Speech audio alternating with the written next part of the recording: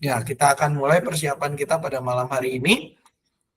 Sebelumnya kita akan berdoa, mungkin saya minta kepada Pak Puji untuk boleh buat doa, Pak. Silakan, Pak. Baik, mari kita tundukkan kepala dan kita berdoa. Kami bersyukur untuk kasih dan pemeliharaan Tuhan sepanjang hari ini khususnya Tuhan. Dari kami bangun tidur dan beraktivitas sepanjang hari ini, dari pagi, siang, hingga sampai pada malam hari ini. Tiba saatnya kami akan mempersiapkan diri untuk Tuhan panggil untuk melayani baik di remaja maupun di kelas Immanuel. Mari Engkau memberikan hikmat di dalamnya hingga Tuhan benar-benar mempersiapkan hati kami, jiwa kehidupan kami seutuhnya untuk pelayanan nanti Tuhan. Tuhan, mari Engkau buka memberikan hikmat bagi Pak Sam yang akan menyampaikan makalah untuk saat ini Tuhan, materi yang akan disampaikan, biarlah Engkau hadir di tengah-tengah kehidupan kami semuanya. Seutuhnya dari awal sampai akhirnya, kami menyerahkan persiapan pada malam hari ini dalam pimpinan Roh Kudus, dalam nama Tuhan Yesus Kristus kami berdoa. Amin. Amin. Terima kasih, Pak Puji. Baik, rekan-rekan yang dikasih oleh Tuhan Yesus Kristus, kita akan melihat beberapa materi kita pada kesempatan persiapan ini, di mana untuk bulan November ada 4 minggu. Tema besarnya adalah hidup sehat dan bijak. Gitu ya, saya tambahin karena di draft remaja dikatakan cuma hidup sehat aja, tapi kurang bijak. Gitu ya, kita tambahkan hidup sehat dan bijak. Temanya untuk minggu pertama adalah iman dan kesehatan. Ini yang di minggu pertama ini berbahagia sekali karena ayatnya sangat pendek, begitu ya. Minggu kedua itu adalah bijak memaknai hidup, ya. Judul aslinya dari kesehatan lingkungan saya coba ubah, dilihat dari bahan Alkitabnya lebih pas dikasih judul ini, begitu ya. Dan juga untuk minggu ketiga temanya adalah makananmu cerminan dirimu. Dari judul aslinya diubah sedikit, makan untuk hidup, gitu ya. Dan untuk minggu keempat dari Hope for Heal, ini saya typo sedikit, Hope for Healing berubah diganti menjadi nyatakanlah firman-Nya, begitu ya. Judulnya itu adalah nyatakanlah firman-Nya untuk minggu keempat. Nah, kita akan masuk kepada minggu pertama terlebih dahulu. Minggu pertama itu bahannya cuma satu ayat dengan judul iman dan kesehatan. Mungkin bisa minta tolong Baning untuk bacakan. Silakan Baning. Amsal 17 ayat 22. Amsal 17 ayat 22. Hati yang gembira adalah obat yang manjur, tetapi semangat yang patah mengeringkan tulang. Hanya itu ya Pak, satu ayat kan ya? Iya, betul Baning. Iya. Cuma satu ayat saja bahannya. Iya, cuma satu ayat aja. Rutunnya cuma satu ayat.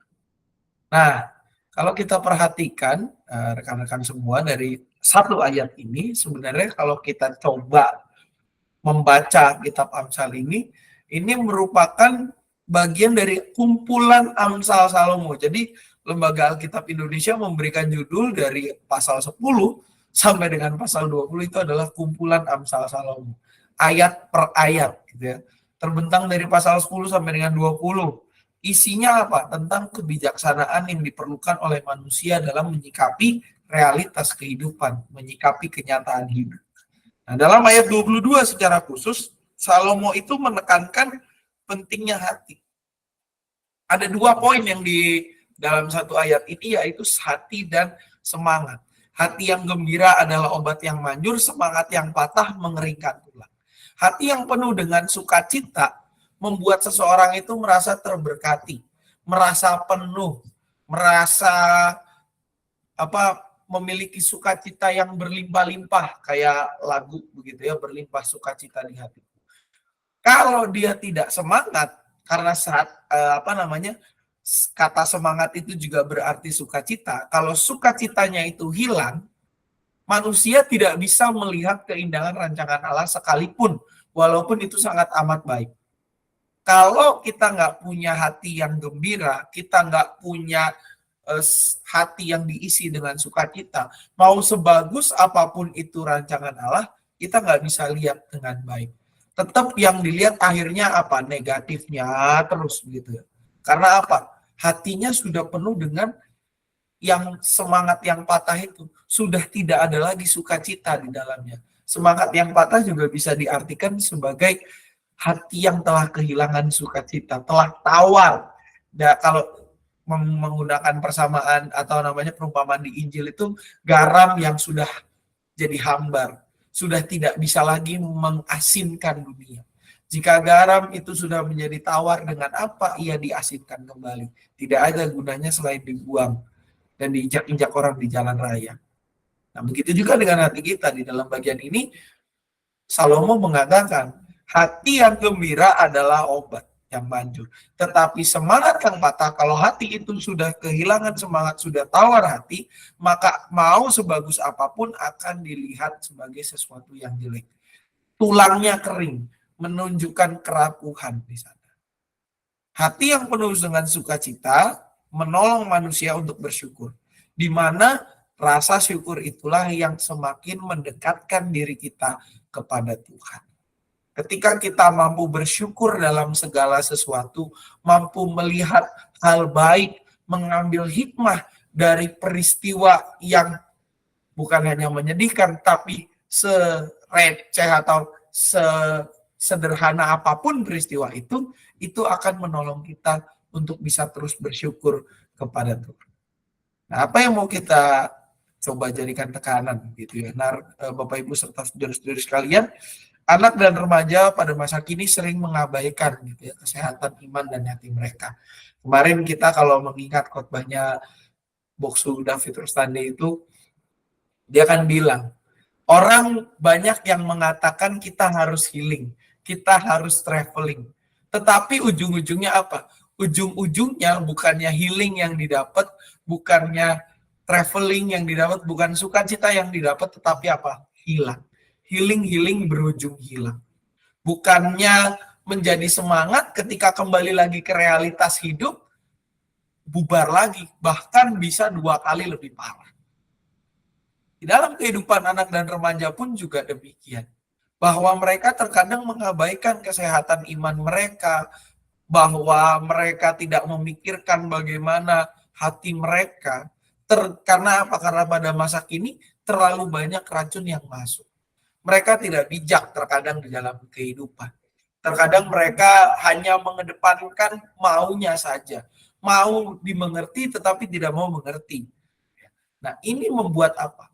Ketika terlalu banyak racun dalam hatinya, mereka mengabaikan kesehatan iman, healingnya bukan healing yang benar-benar membawa penyembuhan, tetapi hanya healing karena FOMO, sebuah fenomena yang agak udah ketinggalan istilahnya, fear of missing out gitu ya, takut tidak dianggap. Nah, akhirnya apa? Jadinya mereka sulit untuk menghargai orang lain. Dalam hal ini menghargai teman. Bahkan sebuah studi mengatakan anak zaman sekarang itu lebih mudah melakukan kekerasan dalam berbagai bentuk, tidak hanya verbal yang kita kenal dengan bullying, tidak hanya dengan kekerasan secara fisik atau physical contact gitu, tapi juga dengan apa? Dengan sikap mereka, dengan hati mereka, dengan pikiran mereka yang tidak terarah, tidak fokus. Dan juga baru-baru ini saya kemarin lagi baca sebuah artikel bahwa semakin ke sini makin rapuh generasi kita. Angka bunuh diri semakin meningkat, dan juga apa? Tidak hanya mereka angka bunuh diri semakin meningkat, tapi juga mereka punya kecenderungan untuk tidak menghargai orang lain, hanya mau dirinya saja. Jadi pribadi yang tidak sehat di dalam keseharian. Nah, melalui materi ini kita mau mengajak anak untuk mendekatkan diri pada Tuhan supaya apa? Supaya mereka memiliki hati yang gembira, hati yang penuh sukacita. Ketika mereka punya hati yang penuh dengan sukacita, atau kalau lagu sekolah minggu mengatakan hatiku penuh nyanyian, gitu ya, kesehatan iman dan jasmani mereka terpelihara dengan baik. Dan juga apa? Dampaknya, buahnya itu bisa dirasakan. Mereka mampu saling mengasihi satu sama lain, mampu menerima perbedaan, mampu mengarahkan diri untuk kebaikan, dan yang paling penting, tidak hanya sehat secara rohani, secara jasmani, tapi juga bijak memahami kehidupan yang mereka jalani. Kayak tujuan atau harapan dari materi ini adalah remaja dan anak memahami serta mementingkan kesehatan diri, iman dan jasmani diri mereka terlebih dahulu, serta memiliki sukacita dalam hidup yang menolong mereka untuk mampu mengasihi Tuhan dan sesama. Kalau mereka nggak mementingkan kesehatan diri, mereka tidak memahami diri mereka dengan penuh, ya mereka sulit untuk mengasihi Tuhan dan mengasihi sesama. Karena segala sesuatu dimulai dari diri sendiri. Itu untuk minggu pertama, barangkali ada pertanyaan dulu dari rekan-rekan atau mau ada yang ditambahkan, silakan.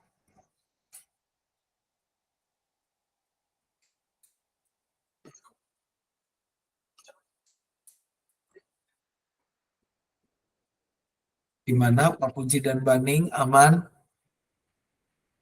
Man, kalau saya mungkin ditambahin untuk nyanyiannya itu ada lagu yang mengatakan hati yang gembira adalah obat. Itu tuh loh.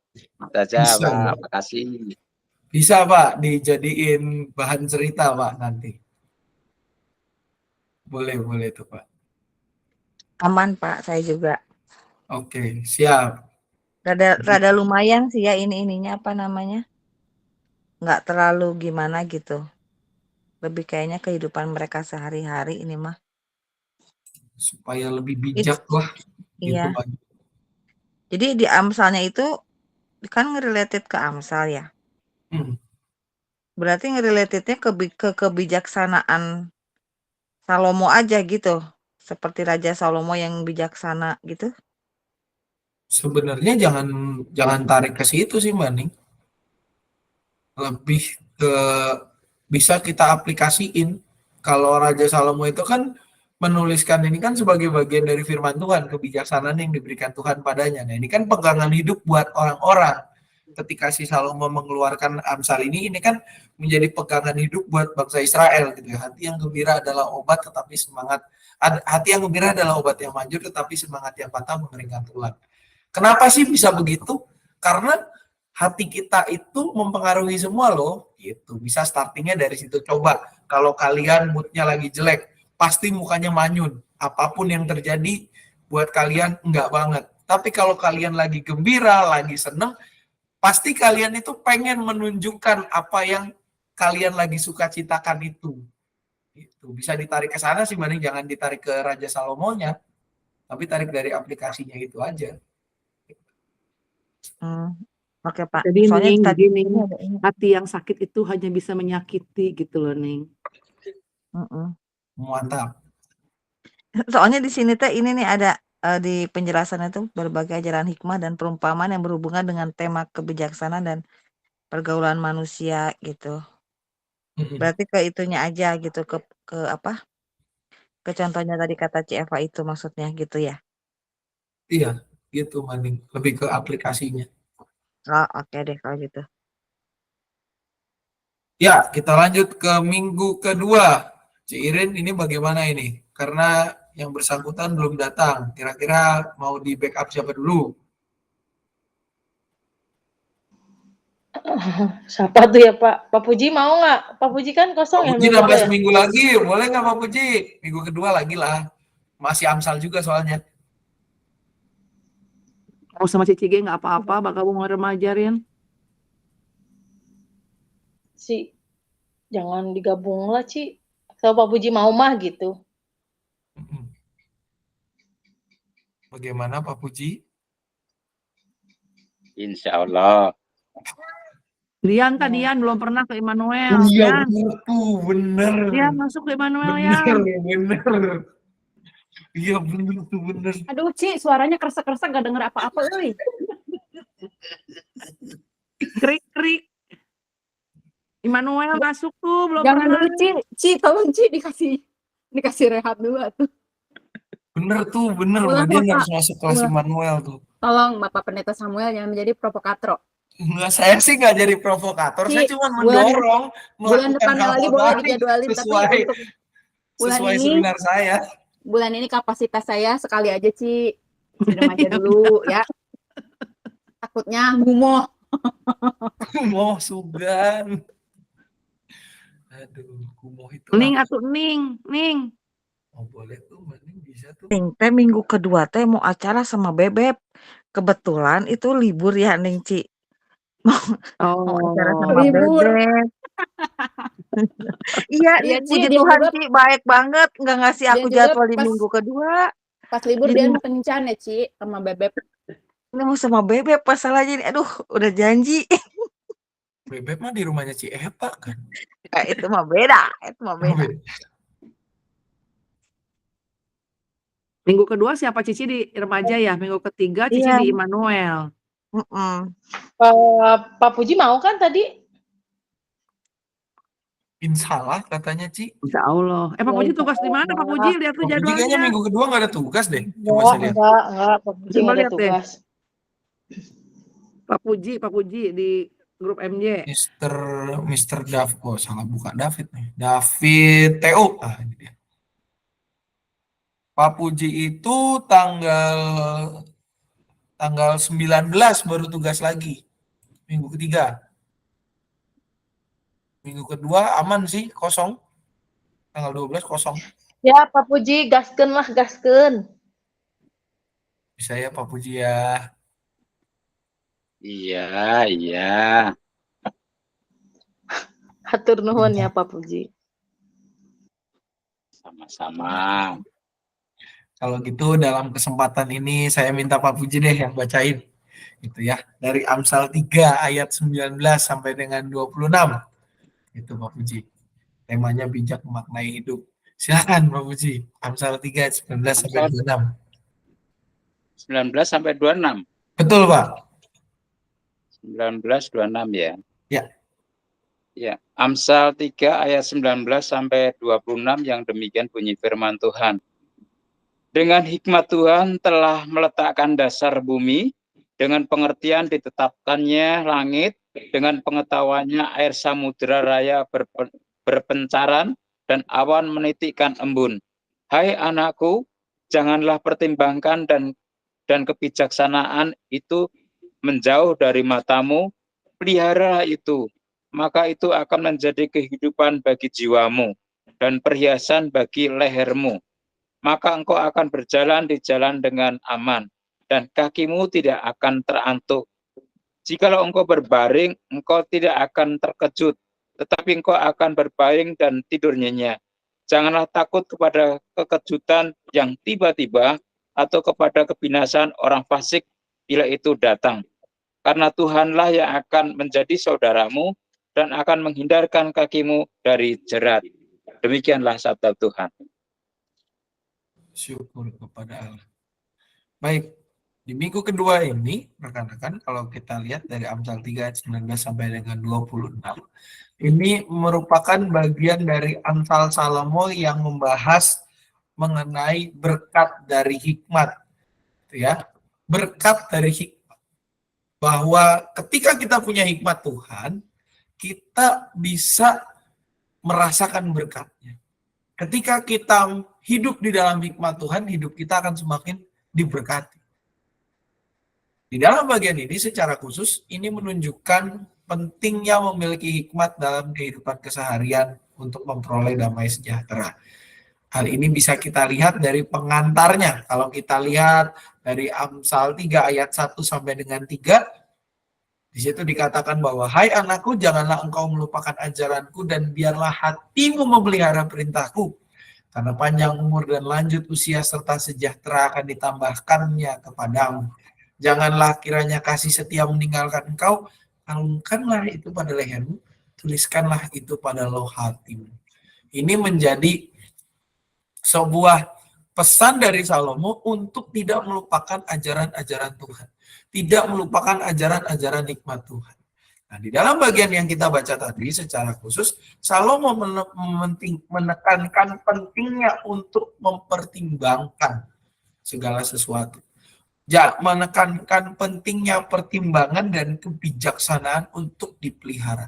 Bahwa hidup kita, kalau mau berjalan di dalam jalan Tuhan, jangan sampai kita itu lost dari pemikiran ini sesuai dengan kehendak Tuhan atau tidak. Harus kita punya itu menimbang dan juga bagaimana kita harus tetap bijaksana.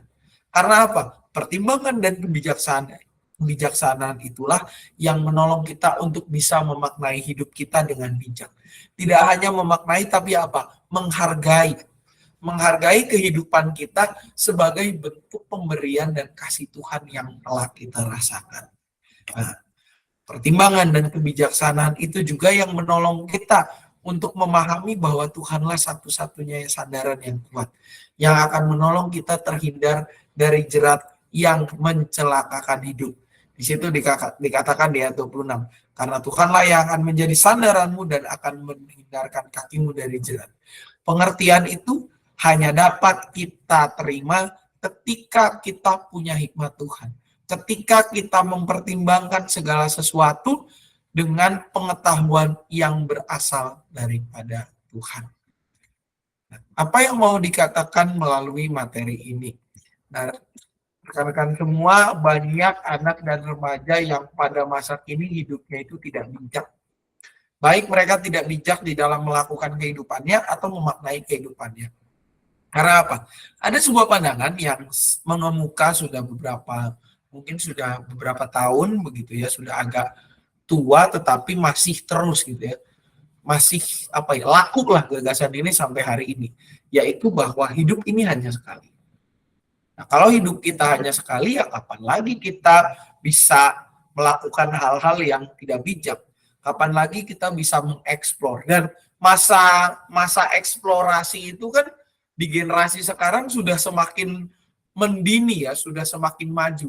Kalau dulu kita berpegangan pada psikologi perkembangan yang kemarin kata Pak Andi Agus sudah ditinggalkan oleh banyak orang, anak-anak remaja itu masanya eksplor.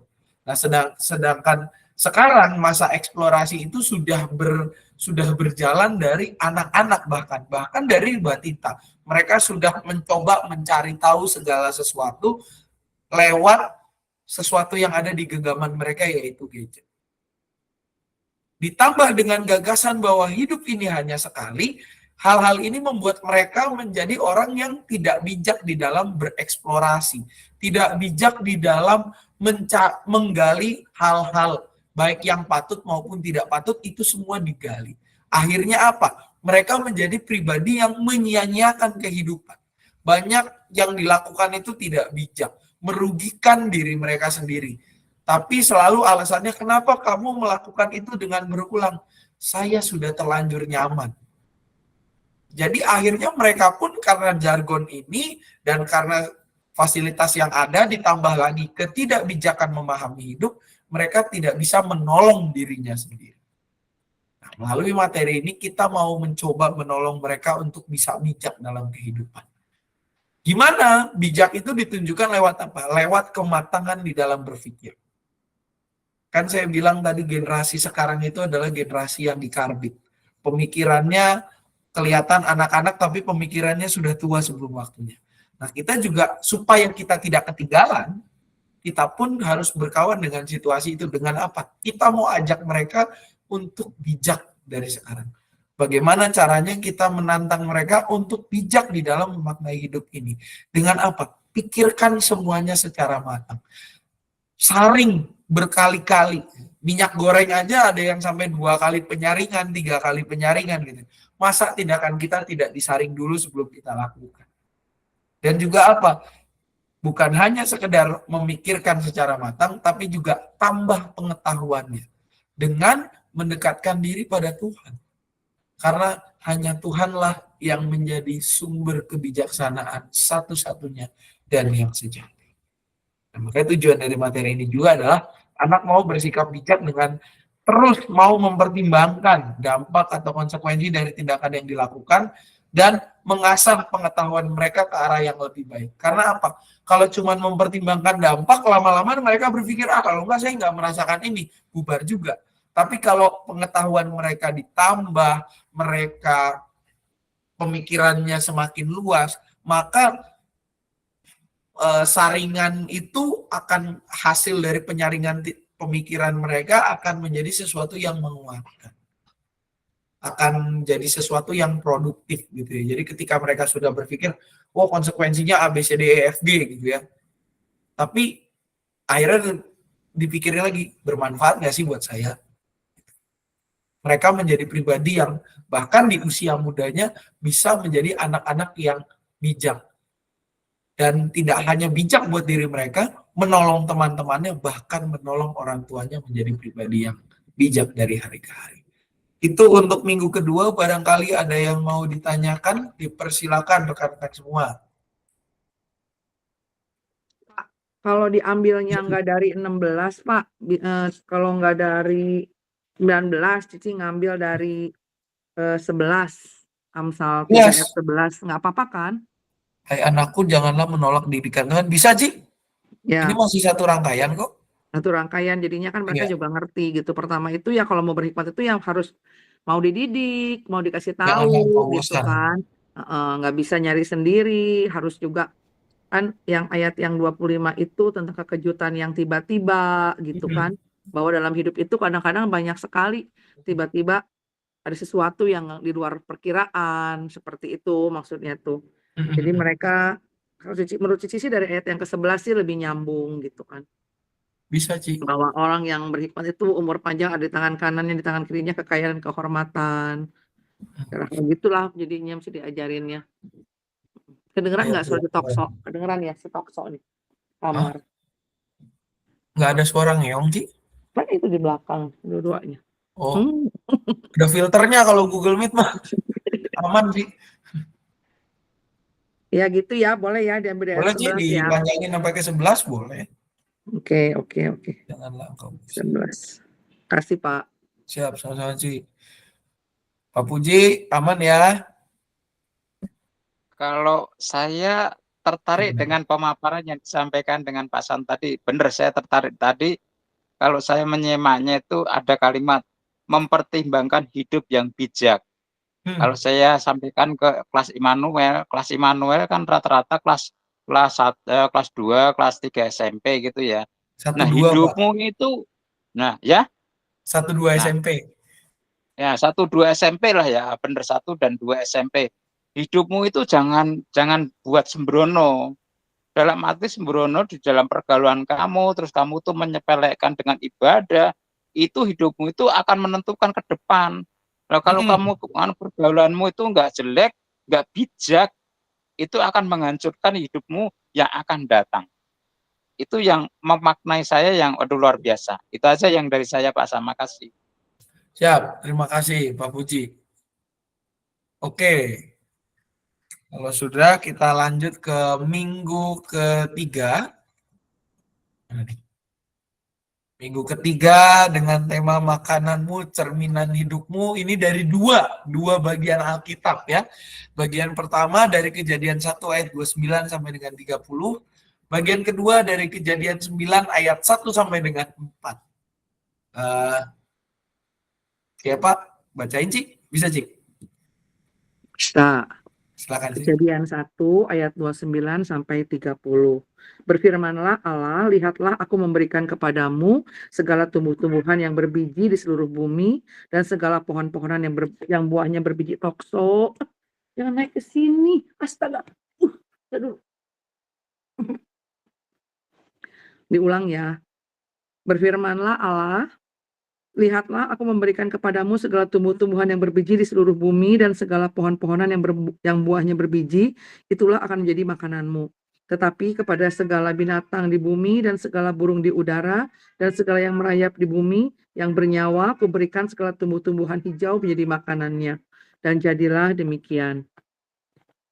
Kejadian 9 ayat 1 sampai 4. Lalu Allah memberkati Nuh dan anak-anaknya serta berfirman kepada mereka, beranak cuculah dan bertambah banyaklah serta penuhilah bumi. Akan takut dan akan gentar kepadamu segala binatang di bumi dan segala burung di udara, segala yang bergerak di muka bumi dan segala ikan di laut. Ke dalam tanganmu lah semuanya itu diserahkan. Segala yang bergerak, yang hidup akan menjadi makananmu. Aku telah memberikan semuanya itu kepadamu, seperti juga tumbuh-tumbuhan hijau. Hanya daging yang masih ada nyawanya, yakni darahnya, janganlah kamu makan. Demikianlah sabda Tuhan. Syukur kepada Allah. Baik. Di minggu ini kita disajikan dengan dua bahan Alkitab. Cuman kalau yang Kejadian 9 ayat 1 dengan 4 rasanya tidak asing karena pernah saya bahas kayaknya di persiapan untuk yang kelas Daniel sampai Musa. Kira-kira minggu ingat nggak Ci Irin? Kayaknya pernah dibahas deh ya yang ini. Seingat saya. Yang apa, Pak? Yang Kejadian yang 9. Pernah ya? Kayak nggak asing apa di mana gitu saya pernah bahas. Pernah ada yang Nuh, yang Oh, kapan yang tuh? habis Nuh itulah, habis Yang Nuh, air bah itu pernah. kayaknya. Kayaknya pernah saya bahas, tapi ya sudahlah. Nah, kalau kita lihat dua konteks firman Tuhan ini, yang pertama itu adalah terjadi sebelum air bah, Kejadian 1. Yang bagian berikutnya terjadi pasca air bah, di mana pada saat itu kontennya walaupun yang satu sebelum air bah, yang satunya setelah, kontennya sama, yaitu tentang yang diperbolehkan untuk dimakan, gitu ya. Dalam Kejadian 9 ayat 1 sampai dengan 4, kalau kita lihat Tuhan itu seperti melengkapi firman yang disampaikan. Kalau di Kejadian 1 cuma dikatakan, aku memberikan kepadamu segala tumbuh-tumbuhan yang berbiji, itulah menjadi makananmu, tetapi kepada segala binatang dan segala burung di udara yang bernyawa, aku berikan tumbuh-tumbuhan hijau menjadi makanannya. Jadilah demikian. Kalau di Kejadian 9 itu dikatakan di dalam ayat yang keempat, selain di ayat ketiga dikatakan segala yang bergerak yang hidup akan menjadi makananmu, aku telah memberikan semuanya itu kepadamu seperti juga tubuh-tubuh yang hijau, hanya daging yang masih ada nyawanya, yakni darahnya, janganlah kamu makan. Ada pelengkapnya. Diperlengkapi dengan ayat 4. Sebuah pesan yang mencirikan bahwa Nuh itu adalah keturunan yang baru. Nuh adalah ciptaan yang baru, karena ketika sebelum air bah terjadi, kalau kita membaca Kejadian 6 secara khusus, kita lihat bahwa manusia itu kejahatannya sudah memenuhi bumi. Ya. Nuh ini adalah seorang yang saleh, seorang yang bergaul dengan Allah. Rencana Tuhan adalah ketika air bah itu menghapuskan seluruh keturunan di bumi sebab ia menyesal, namun ia menyelamatkan Nuh, rencananya adalah Tuhan ingin memulai keturunan baru lewat keturunannya Nuh. Ya. Nuh diberikan berkat seperti ketika Tuhan memberkati manusia pertama, supaya mereka menjadi keturunan yang baru. Bahwa bumi ini sudah diperbaharui, sudah menjadi bumi yang baru, sudah menjadi bumi yang berkenan kepada Allah. Karena apa? Yang lama sudah berlalu, yang baru sudah datang. Yang baru itu siapa? Keturunannya Nuh. Dan ini juga nanti bekerja sampai ke bangsa Israel. Kenapa yang ditaklukkan adalah tanah Kanaan, bukan tanah yang lain? Itu masih berkaitan dengan keturunannya Nuh ini. Ya. Kenapa di situ dikatakan Kanaan menjadi hamba dari bangsa-bangsa yang lain? Bangsa-bangsa Israel secara khusus, karena ini ada kaitannya dengan keturunan baru yang dimulai garisnya dari Nuh itu. Di dalam bagian ini juga kita bisa melihat bahwa di ayat 4 kan dikatakan, loh, ini berarti saya nggak boleh makan darah, gitu ya. Secara khusus memang buat orang Yahudi, ini menjadi sesuatu yang menjadi ketetapan mereka, gitu ya, menjadi ketetapan di dalam tradisi Yahudi. Tapi kalau kita menaikkan sedikit lebih jauh makna kenapa tidak boleh makan darah, karena di dalam bagian ini Tuhan ingin Nuh itu menjadi pribadi yang bijak. Walaupun kita lihat semua diberikan, gitu ya, segala yang bergerak, segala yang hidup akan menjadi makananmu, aku telah memberikan semuanya itu kepadamu, seperti juga tumbuh-tumbuhan hijau, berarti kan Nuh itu punya keleluasaan. Tetapi apa? Dikatakan hanya daging yang ada masih ada nyawanya, yakni darahnya jangan kamu makan. Supaya apa? Supaya Nuh itu bijak menghargai ciptaan Tuhan. Tidak seperti ciptaan yang lama yang tidak menghargai ciptaan Tuhan yang lain. Begitu. Bahwa semuanya ya diambil sampai kepada kejatuhan ketika memakan buah pengetahuan yang baik dan jahat dan tidak protes secara khusus. Lalu juga ketika ada tindak pembunuhan yang menghapuskan seperempat populasi begitu ya, ketika Kain membunuh saudaranya. Nah itu terjadi karena tidak bijak memaknai kehidupan.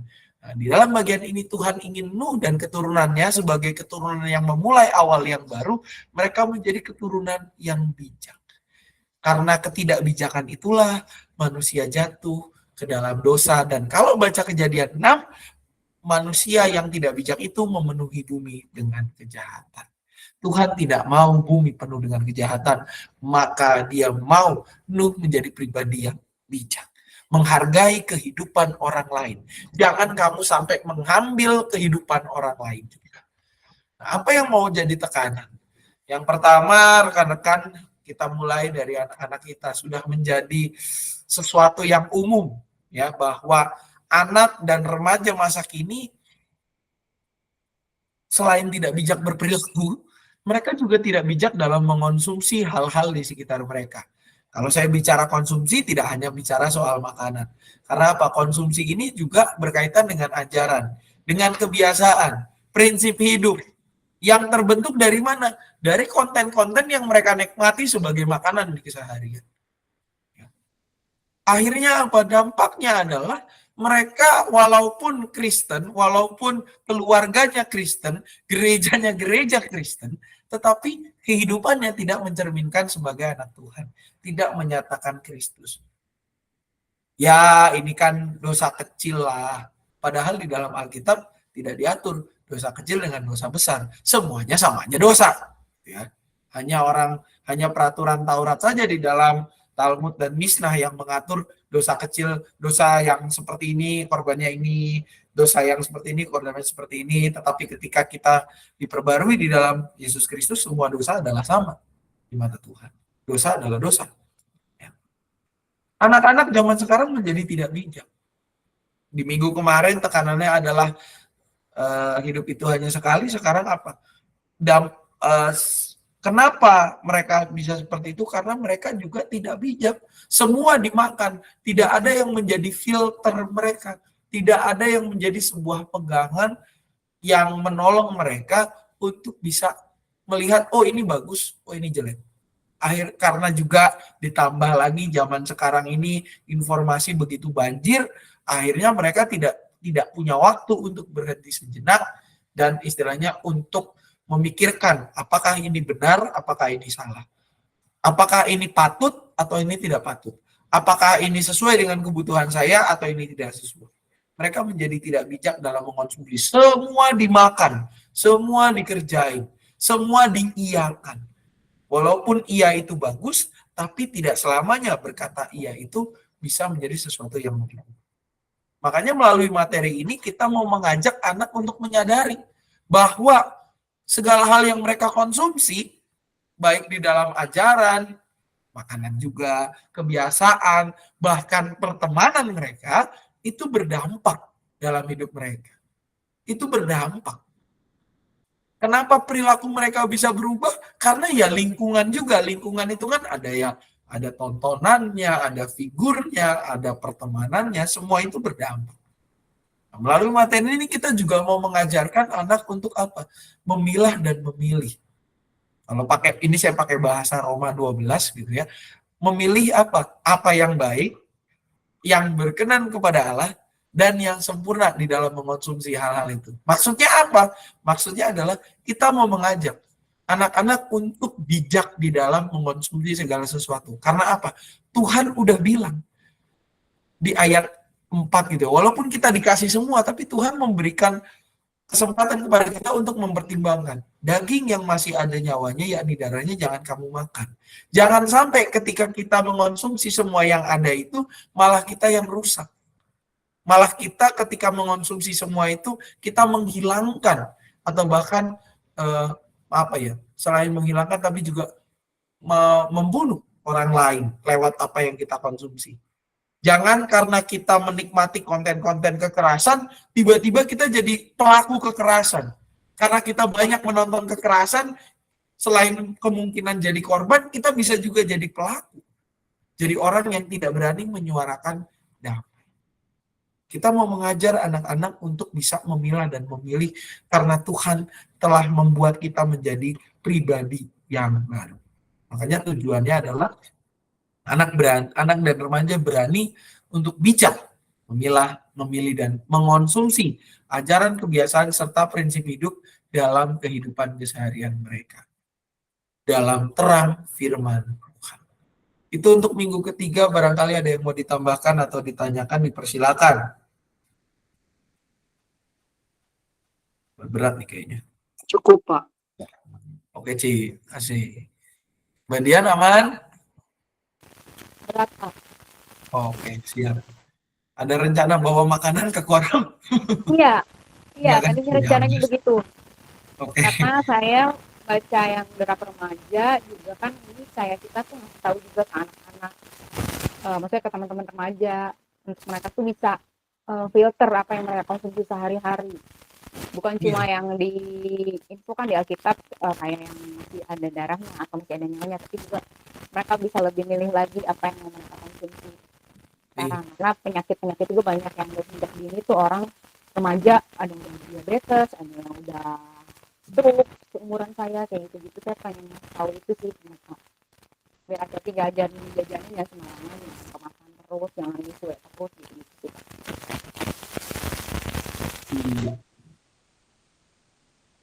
Ya, intinya adalah yang dikonsumsi tidak hanya makanan, tapi juga konten-konten sih. Bahaya sekarang soalnya. Konsumsinya bukan buat cuma rohani, buat cuma jasmani doang, tapi rohani gitu ya. Betul sih. Pak, ngomong-ngomong, emang nggak boleh ya Pak makan daging yang masih ada darahnya ya? Kalau kita makan steak gimana? Sebenarnya itu kan, ini kan untuk disiplin orang Yahudi, Ci. Jadinya nanti dampaknya ke kalau kita baca secara letterlet gitu ya, hanya daging yang masih ada nyawanya, yakni darahnya, janganlah kamu makan. Ini nanti berpengaruhnya ke orang Yahudi. Karena apa? Karena buat orang Yahudi itu masih buat itu masih ada nyawanya. Itu masih binatang yang itu masih adalah itu masih sebuah yang hidup gitu ya, sesuatu yang hidup.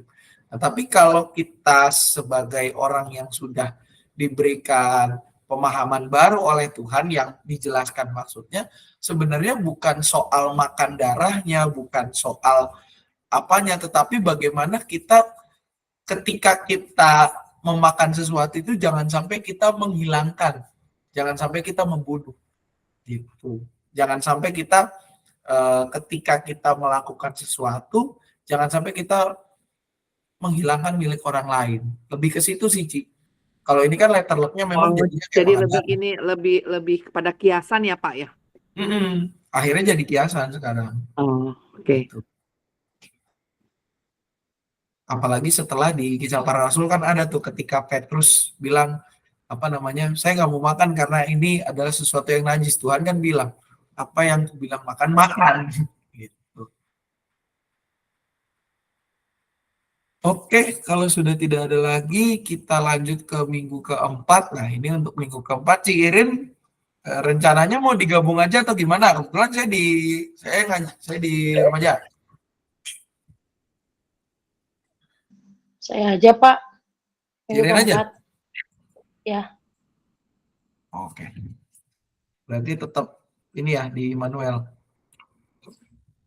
Iya, soalnya email kalau gabung-gabung suka ngomel dia. Oke, siap. Oke, kalau gitu minta tolong dibaca, Ci, yang Filipi 4 ayat 6 sampai 9. Filipi 4 ayat 6 sampai 9. Bersukacitalah senantiasa dalam Tuhan. Sekali lagi kukatakan, bersukacitalah. Hendaklah kebaikan hatimu diketahui semua orang. Tuhan sudah dekat. Janganlah hendaknya kamu khawatir tentang apapun juga, tetapi nyatakanlah dalam segala hal keinginanmu kepada Allah dalam doa dan permohonan dengan ucapan syukur. Damai sejahtera Allah yang melampaui segala akal akan memelihara hati dan pikiranmu dalam Kristus Yesus. Jadi akhirnya, saudara-saudara, semua yang benar, semua yang adil, semua yang suci, semua yang manis, semua yang sedap didengar, semua yang disebut kebajikan dan patut dipuji, pikirkanlah semuanya itu. Dan apa yang telah kamu pelajari, dan apa yang telah kamu terima, dan apa yang telah kamu dengar, dan apa yang telah kamu lihat padaku, lakukanlah itu. Maka Allah sumber damai sejahtera akan menyertai kamu. Ya, terima kasih, Ci. Itu tadi dari ayat 4 startnya. Tapi nggak masalah sih, aman. Soalnya kalau ayat 6 itu startnya dari janganlah hendaknya kamu khawatir tentang apapun juga. Gak apa-apa sih, aman. Jadi lebih dapat gambarannya kalau dari ayat 4. Nah, kalau kita lihat dari bahan ini, maka ini adalah nasihat Paulus kepada jemaat di Filipi. Diawali kalau kita buka itu di ayat 2 dengan ada kata-kata Euodia kunasihati dan Sintike kunasihati supaya sehati sepikir dalam Tuhan.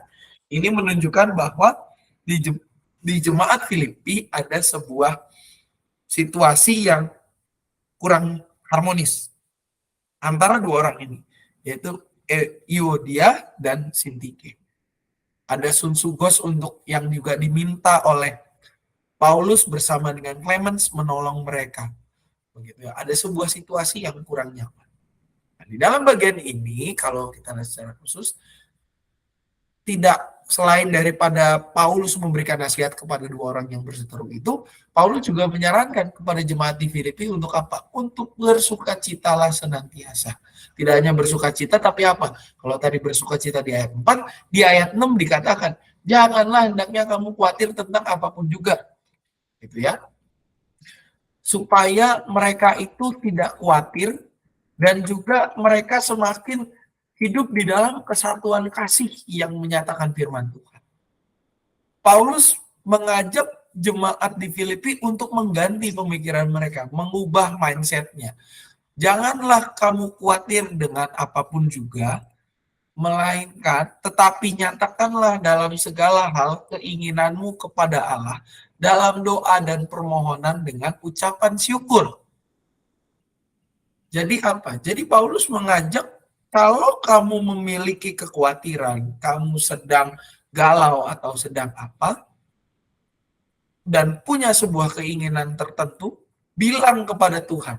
Bilangnya apa? Bilangnya lewat doa dan di dalam ungkapan syukur, bukan di dalam kekhawatiran. Karena apa? Ketika kita mau berdoa dan mengungkapkan syukur, kita yang pertama mau mengaku bahwa diri kita itu terbatas. Selain daripada mengaku diri terbatas, yang kedua, kita pun menyerahkan diri kita kepada Tuhan.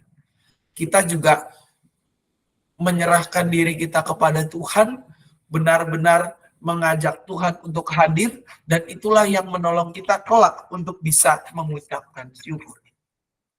Nah, di dalam bagian ini juga, Paulus mengajak umat untuk menyatakan firman Allah.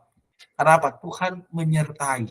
Dikatakan di ayat berikutnya, jadi akhirnya saudara-saudara, semua yang benar, semua yang mulia, semua yang adil, semua yang suci, semua yang manis, semua yang sedap didengar, semua yang disebut kebajikan dan patut dipuji, pikirkanlah semuanya itu. Dan apa yang telah kamu pelajari, dan apa yang telah kamu terima, dan apa yang telah kamu dengar, dan apa yang telah kamu lihat padaku, lakukanlah itu.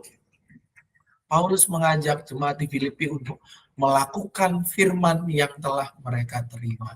Bukan hanya sekedar mereka pikirkan saja, tapi juga mereka lakukan, mereka nyatakan dalam kehidupan.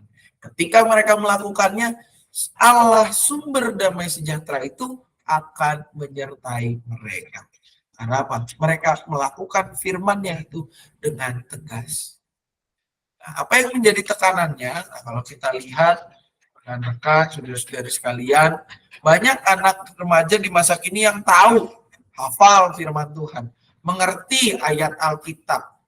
Tetapi apa? Mereka tidak hidup dan tidak menyatakan firman itu dalam keseharian.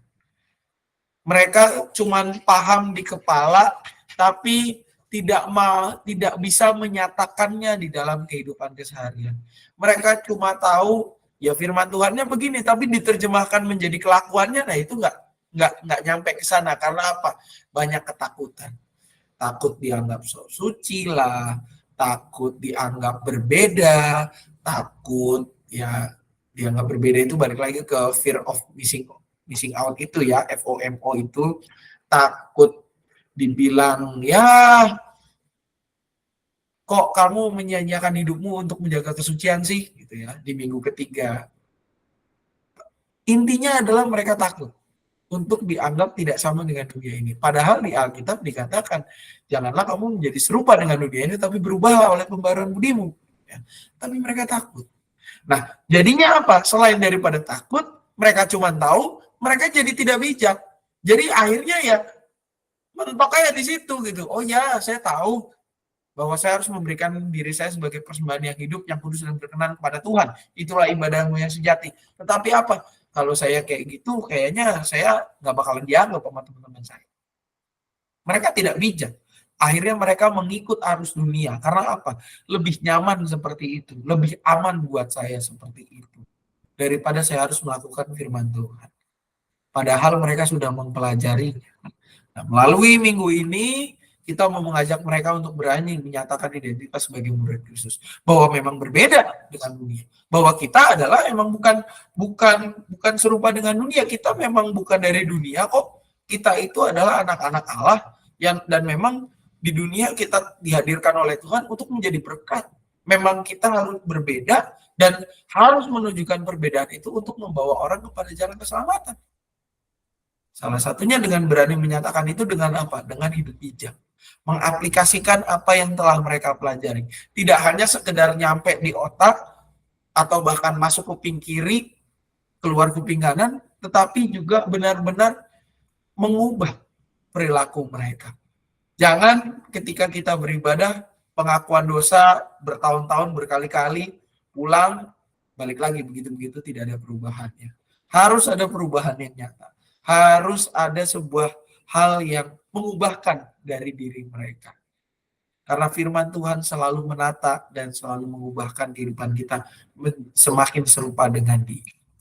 Nah, tujuan dari materi ini adalah anak dan remaja berani serta mampu untuk menyatakan firman Allah yang telah mereka pelajari lewat hidup mereka yang bijak dan terarah kepada Tuhan.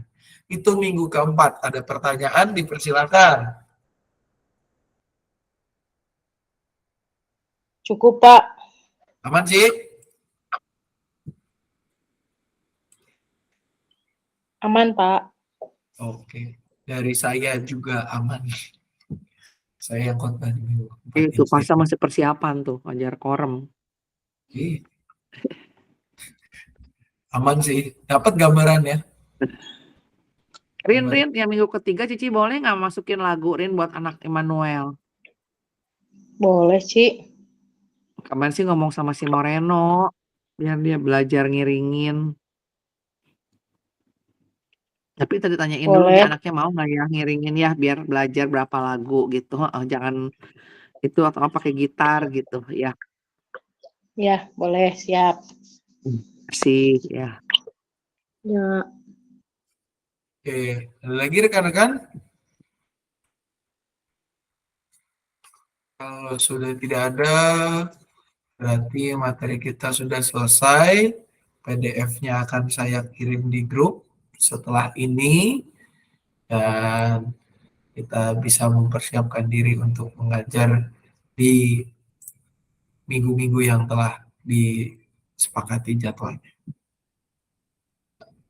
Kalau sudah tidak ada lagi, kita akan tutup di dalam doa.